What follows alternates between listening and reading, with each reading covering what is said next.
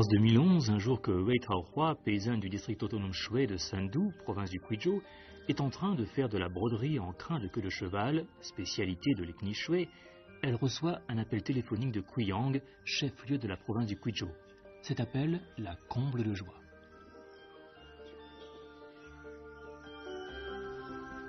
C'est le comité d'organisation de Guizhou aux 1000 couleurs qui l'invite à participer avec ses œuvres brodées à l'exposition universelle d'artisanat et d'œuvres artisanales de 2011 en Italie en tant que représentante du Guizhou. En apprenant cette nouvelle, Wei Taohua est contente mais un peu tendue. Elle consacre beaucoup d'énergie à la broderie en crin de queue de cheval dans le but de faire connaître cette spécialité de son ethnie. Mais elle ne se sent pas de taille à faire des démonstrations de broderie en crin de queue de cheval lors de l'exposition universelle.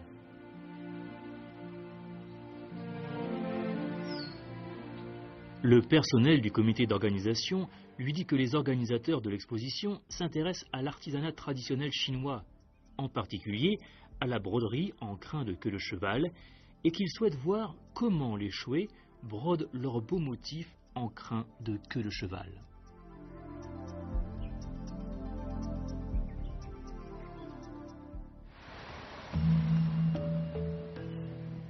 Le district de Sandu est le seul district autonome Shui du pays.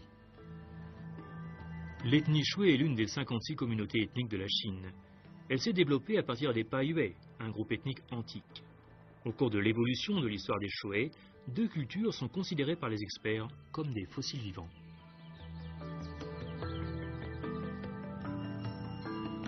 L'une d'elles est l'écriture des Shui. Fossile vivant du pictogramme. L'autre est la broderie en crin de queue de cheval.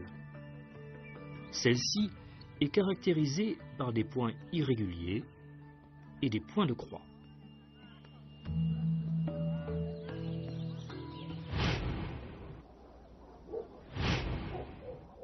On dit que le canton de Shandong, du district autonome Shui de Sandu, est le berceau de la broderie en crin de queue de cheval.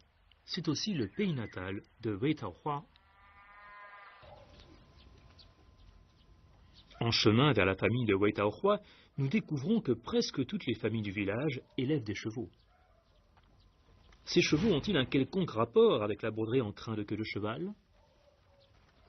Wei Taohua nous dit que les Shui aiment élever les chevaux, ceux du Guizhou de la Chine du sud-ouest. Cette espèce peut supporter de lourds fardeaux et excelle à la course. C'est pourquoi les Shui l'apprécient tant.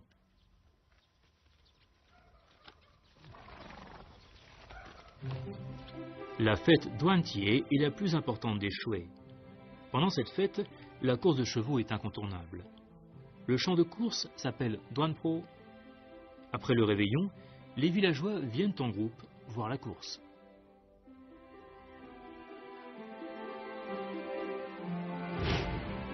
Avant la compétition, les cavaliers lavent et parent leurs chevaux.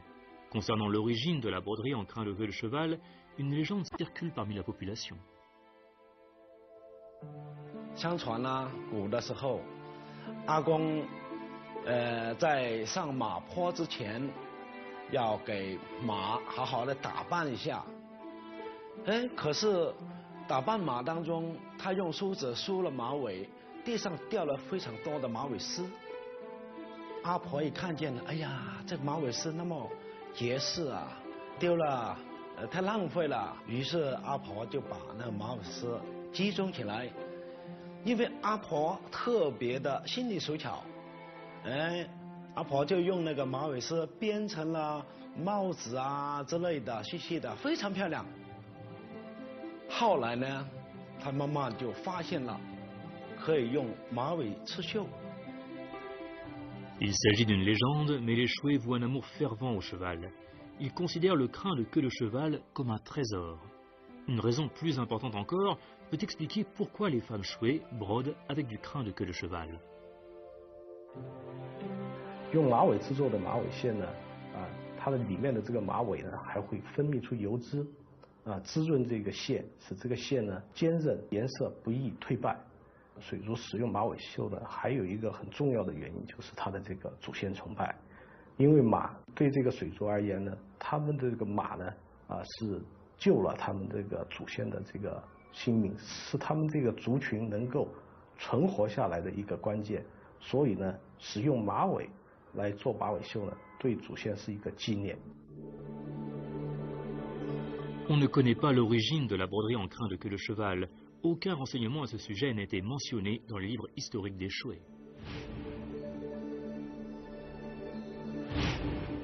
La bretelle pour porter l'enfant est l'une des plus importantes broderies en crin de queue de cheval des Shwe.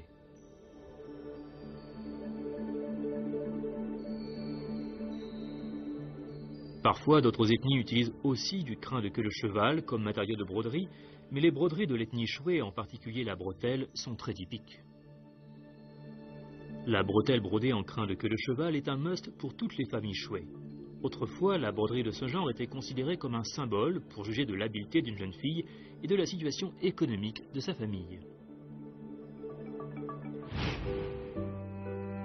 La tradition des Shwe veut que la mère de famille prépare à l'avance une bretelle brodée en crin de queue de cheval pour sa fille. Lorsque sa fille est enceinte, après le mariage, la mère lui apporte la bretelle brodée avec finesse, ce qui peut élever la position de sa fille au sein de la famille de son mari. La mère ne peut jouir d'un tel honneur qu'après la naissance du premier enfant de sa fille. Depuis lors, la bretelle brodée accompagne l'enfant jusqu'à ce qu'il grandisse. La bretelle se transmettra de génération en génération si elle est solide et en bon état. 在这个经济不发达、比较封闭的这个社会里面呢，只有这个子孙健康成长，这个族群才能够得以繁荣、得以壮大。所以这个背带呢，就变成了不仅是一家人对这个儿童的这个关爱，已经上升到整个族群的这个对这个后辈的这个关爱。所以在这个马尾绣背带里面呢，它融入了很多水族的这个文化内涵在里面。La bretelle peut souvent se transmettre de génération en génération dans la famille. La famille de Wetaohua conserve quelques bretelles vieilles de 200 ou 300 ans. 看这个特别旧，这个肯定有好多历史了吧，好久的。这个有200多年了。从哪个地方还能看出它是200年前的呀？200年前，你看这个线吧，看这个线，现在没有这个线，这个线这么多200多年了，还有发光光了，都不掉色吧？这个线很好嘛。能够看得出。你看这线啊。这个铜钱啊，你看这个以前都是传统的，都是钉这个铜钱都是碧石。Du fait que la bretelle n'est utilisée que les jours fériés ou lorsque l'on rend visite à ses parents ou amis, elle demeure toujours dans son état initial malgré son ancienneté. Elle est imprégnée de la sueur de la mère et enregistre les rires joyeux des frères et des sœurs.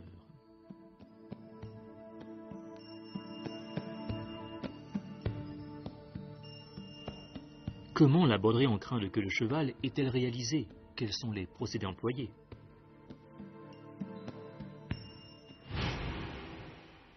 Selon la forme et les motifs, la bretelle brodée en crin de queue de cheval est divisée en 3 types: Daiti, Daigu et Daiga. Pour que nous puissions mieux connaître les procédés de fabrication, Wetaohua nous montre une broderie Daiti représentative. Cette bretelle est de forme rectangulaire, avec des motifs de soleil et de papillons.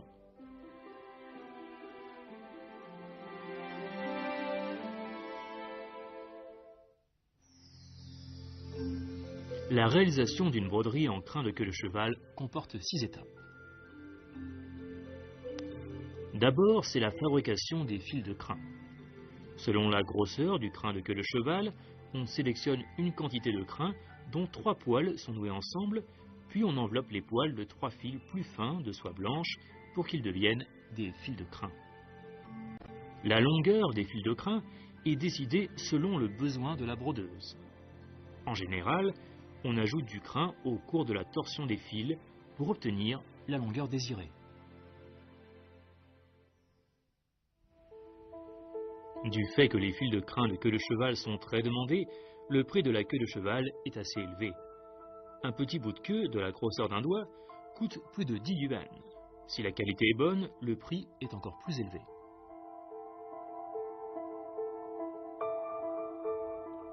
Pour broder un motif simple, combien de fils de crin faut-il?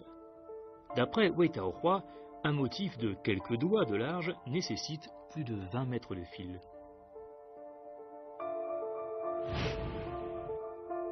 Les fils de crin ne sont pas utilisés directement dans la broderie, mais servent de cadre au motif. Les fils de crin sont brodés sur le bord du motif pour qu'ils en deviennent le cadre.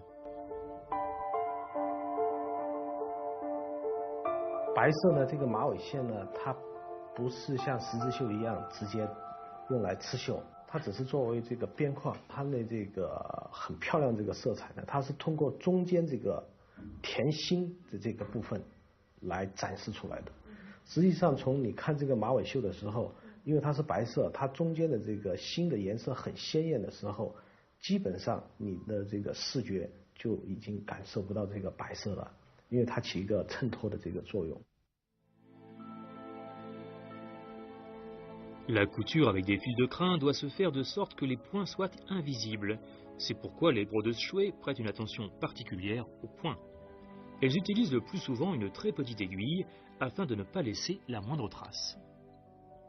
Après avoir tracé le contour du dessin avec des fils de crin de queue de cheval, il faut couvrir le dessin avec des fils de soie multicolores.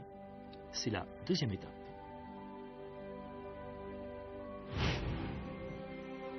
Il existe 10 méthodes pour couvrir le dessin, dont les 3 plus courantes sont la broderie en spirale, la broderie tressée et la broderie de nœuds.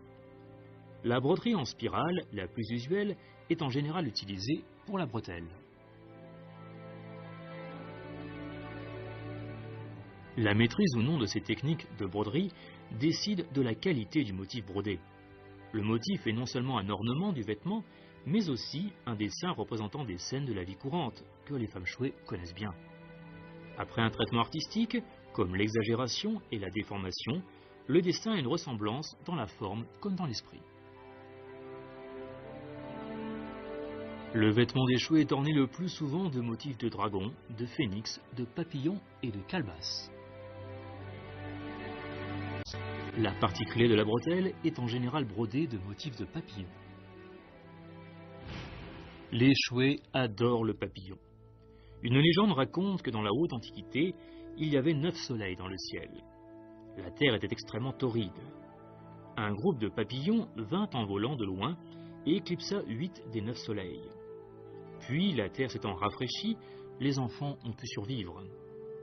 Les chouets croient dans le bienfait des papillons. Ils les considèrent comme des dieux protecteurs des enfants. Ils ont donc commencé à broder leurs bretelles avec le motif de papillons, en espérant que leurs enfants bénéficieront éternellement de leur protection.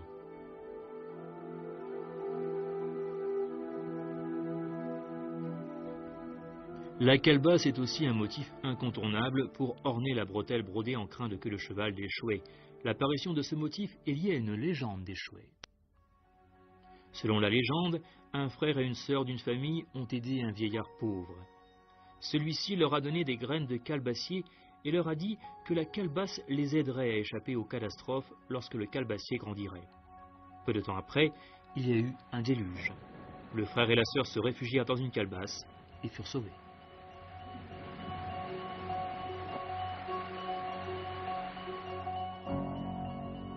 Les femmes chouets ornent les vêtements et les bretelles de motifs de calebasse, espérant bénir leur famille à l'aide du pouvoir du dieu. Presque chaque motif ornant les vêtements des chouets est lié à une légende ou à une histoire.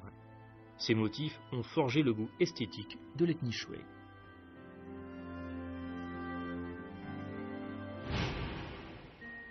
La broderie tressée est utilisée à l'extrémité de la bretelle. Avec un outil traditionnel, instrument à tresser, elle est tressée de 6 à 15 fils de soie multicolore. L'instrument à tresser était l'outil des femmes chouets pour tresser et broder l'étoffe dans l'Antiquité. On voit rarement aujourd'hui ce genre d'outil dans les familles du village de montagne.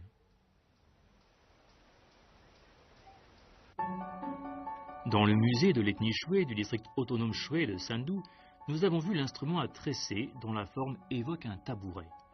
Alors, comment tresser et broder l'étoffe? Démonstration de Wei Taohua.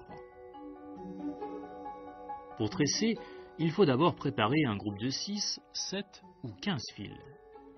La brodeuse tresse alternativement les fils de soie à gauche et à droite, comme si une fille tressait des nattes. Après le tressage, elle pose la bande d'étoffe tressée et la fixe avec des clous. La broderie tressée donne une sensation de relief. Voilà sa plus grande caractéristique.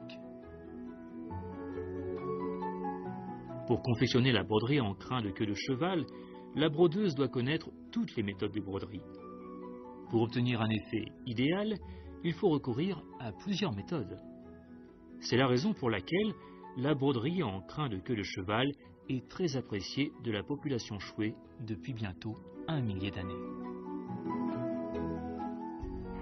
像韦桃花他们这种工艺大师，他们都是凭自己的想象，他不是说这个颜色他已经想好到那儿是什么颜色，也许他绣的那个地方他觉得这个颜色好看，他马上就变色了，他就换一种颜色了，再到另外一个地方又换另外一种颜色，在他刺绣的时候，连他自己都不知道他要刺绣出来的这个是什么颜色，是什么样子，等到他整个图案完全出来的时候，他自己也都才知道。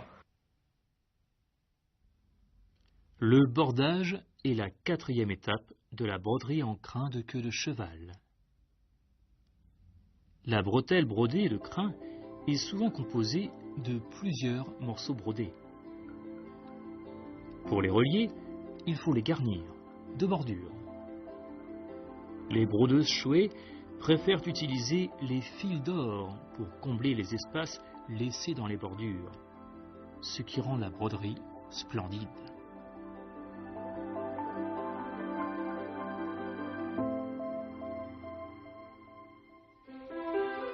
La 5e étape est la fixation de paillettes de cuivre. Dans l'Antiquité, le cuivre était utilisé pour frapper la monnaie. Certaines dynasties interdisaient à la population de couler du cuivre. Mais la broderie en crin de queue de cheval des Choué est ornée de paillettes de cuivre. D'après eux, la paillette de cuivre a le pouvoir de chasser les génies malfaisants et d'éviter le malheur.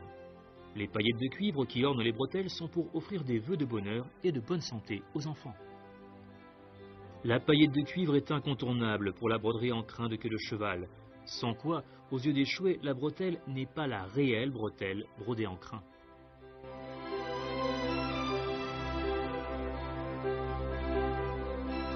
Le 水族马尾绣背带呢，它有2个内容呢缺一不可，缺少了呢就不能被称之为马尾绣背带。第一个呢就是马尾绣背带心上面的蝴蝶纹，这个和它的那个 祖先生存的这个一个传说有关。第二个呢，就是马尾绣背带必须要装订金钱，这个金钱呢也被他们称为铜片。水族普遍认为这个铜片具有驱邪避凶的这个作用。只有装上了这个铜片的马尾绣背带，这个水族的这个小孩才能够健康的成长，不受这些邪魔歪道的这些侵害。 Actuellement, rares sont ceux qui savent fabriquer les paillettes de cuivre. La transmission de ce métier fait face à la crise. Il n'est vraiment pas facile pour nous de trouver le vénérable Wei Zhonghui dans le village de Xiangban. Wei Zhonghui va avoir 70 ans. Dès son enfance, il a appris à battre des paillettes de cuivre auprès de la génération précédente de sa famille. Il nous dit que les matériaux de paillettes de cuivre sont, pour la plupart, des fils de cuivre des machines électriques hors d'usage. Après un traitement, les fils de cuivre se transforment en paillettes.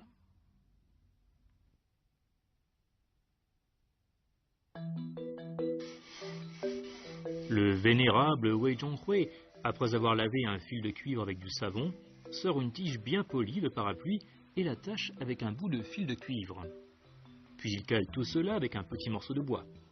En même temps, il tord le fil de cuivre dans le sens inverse des aiguilles d'une montre avec un autre morceau de bois afin de l'enrouler sur la tige de parapluie.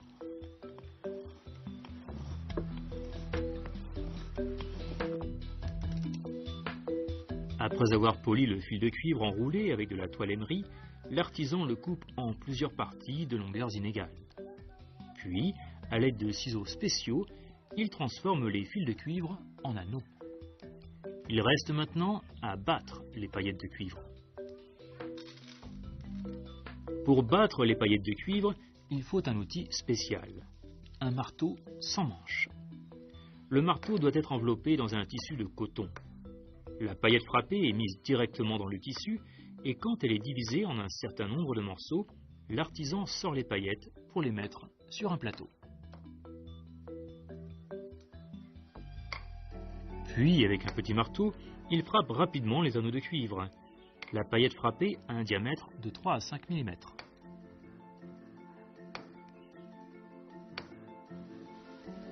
L'artisan doit faire preuve de continuité dans ses gestes, sinon la paillette sera déformée.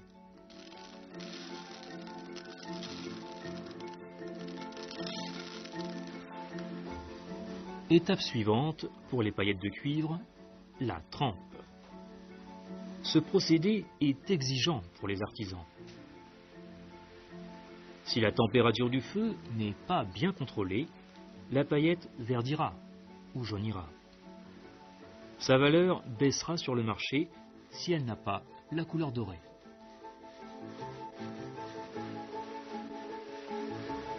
Aujourd'hui, les paillettes d'une bonne bretelle brodée de crin de queue de cheval atteignent un prix très élevé.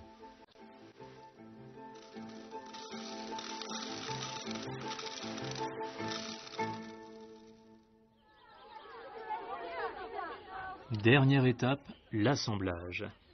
Du fait que la broderie en crin de queue de cheval est très compliquée, les brodeuses chouées, pour faciliter l'opération, divisent l'étoffe à broder en plusieurs petits morceaux.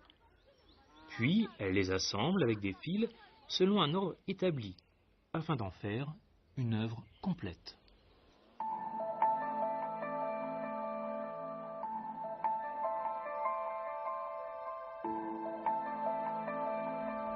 Grâce à la démonstration de Wei Taohua, nous pouvons voir les 22 morceaux brodés de formes différentes qui composent la bretelle.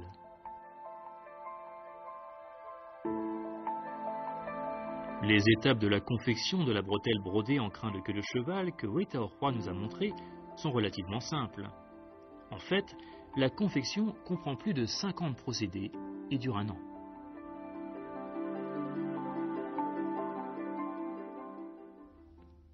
Pour le motif de la bretelle, on choisit en général les couleurs rouge et orange.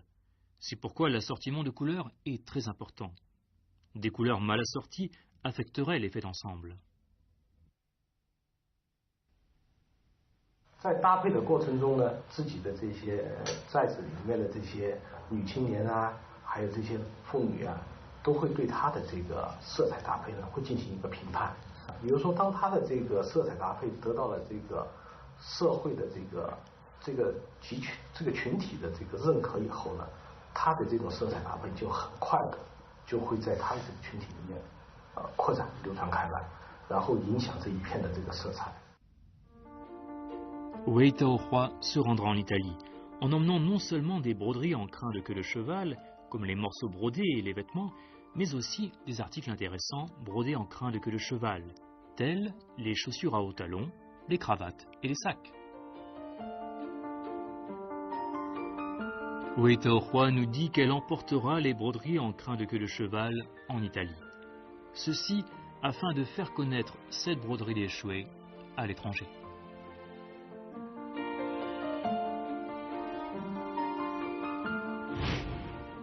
Pour confectionner les chaussures brodées en crin de queue de cheval, il faut d'abord broder les empeignes avec des fils de soie multicolores, puis utiliser la même méthode dans la broderie en crin de queue de cheval en ornant les empeignes de figures géométriques. La confection d'une paire de chaussures brodées en crin de queue de cheval demande 5 jours. Bien que les procédés soient compliqués, le motif brodé d'une grande finesse paraît en relief. Les femmes chouées ne portent l'habit brodé en crin de queue de cheval que lors des heureux événements.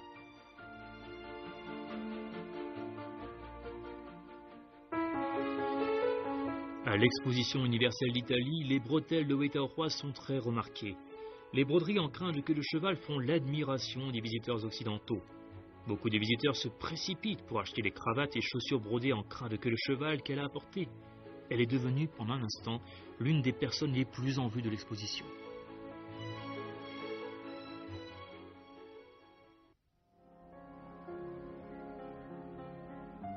Avec le vieillissement des brodeuses habiles, la broderie en crin de queue de cheval menace d'être rangée à la postérité. Sous l'influence de la culture moderne, beaucoup de jeunes filles quittent leur pays natal pour travailler dans les villes. Elles ne veulent pas apprendre ce vieux métier. Pour transmettre la broderie en crin de queue de cheval, le département concerné du district autonome Shui de Sandou invite les brodeuses habiles à venir dans les cantons et les bourgs où se regroupent les Shui pour organiser des stages. 10 brodeuses habiles, dont Wei Taohua, Song Shuixian et Wang Tinghua, sont devenues des conférencières bénévoles.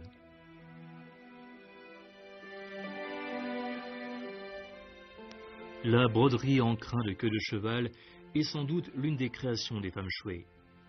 Pour réaliser une telle broderie, il faut être sereine et patiente.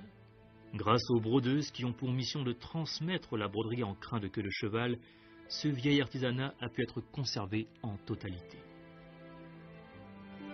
Mais comment mieux protéger et mieux développer cet artisanat traditionnel?